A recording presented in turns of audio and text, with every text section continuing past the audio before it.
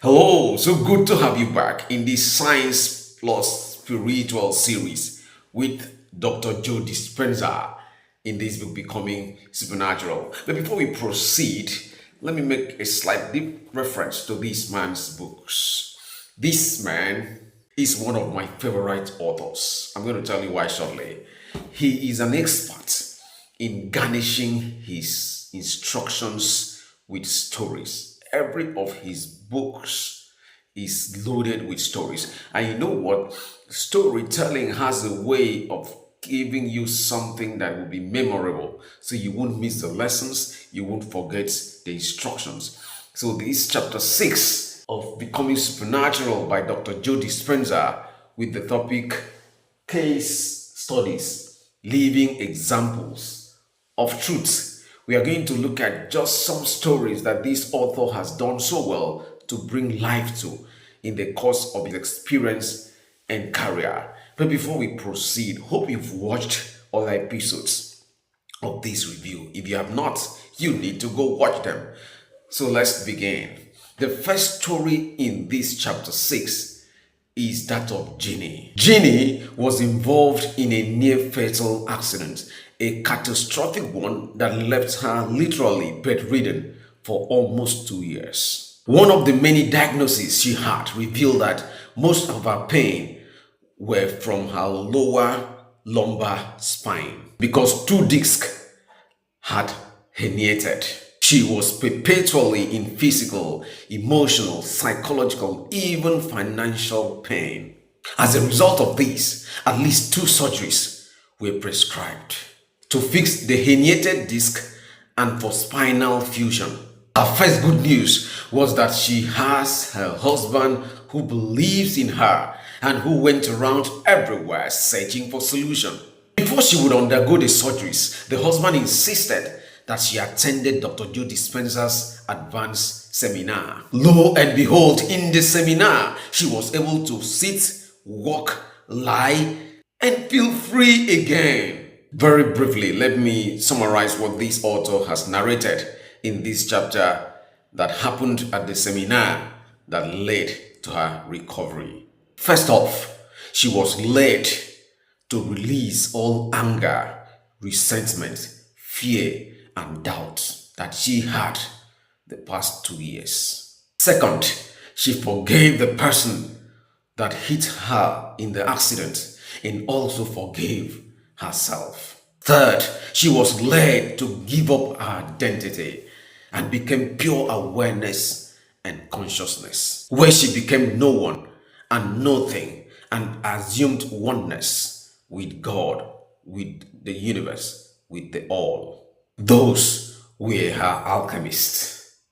The second story is that of Daniels. That's the second story.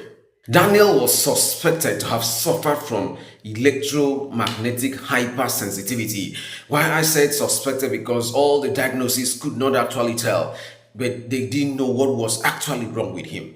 A battery of brain scans and blood tests were conducted to no avail. What was his symptoms? He couldn't stand being close to any electronic device. No phone, no laptops, no PCs, no gadgets whatsoever, not even Wi-Fi. He suffered headache, fatigue, and daunting pains. He lost employment, went into debt, and became bankrupt. Because he couldn't get close to real world, since he could not stand close to anything that emitted any form of signals, not the radio, not the TV, nothing at all. Suicidal thoughts took him over. Medical science had failed to provide his solution, so he had to seek everywhere and ask everywhere for solutions.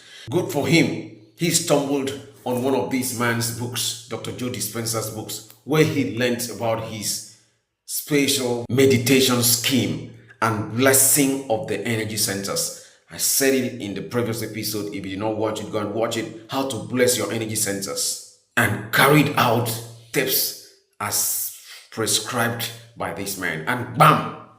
First time he was able to withstand environments, places with electromagnetic frequencies. And gradually, he got completely healed. Now the next story we are looking at is Jennifer's. Jennifer is a wife and a mother of two, diagnosed of multiple acute health conditions, including chronic asthma, kidney disease, vertigo, etc. Her body was in constant state of acute inflammation. Experts gave up hope to help her. Everyone, including herself, gave up on herself. The only person that still believed something could happen good was her husband. That's why it's important for you to have at least one person in this world who stands by you, no matter how the situation is, all through thick and thin. After attending Dr. Joe Dispenza's workshop and applying all the steps, all the meditation steps religiously and rigorously, she was able to drop her asthma medications and eat normal food like normal people. Her healing was simply remarkable. The last case study here is that of Felicia. This is interesting. Felicia herself, a medical doctor who suffered from serious skin conditions for 34 years, about and around everywhere in search for solutions after trying what she knew medical science could have offered and afford, to no avail.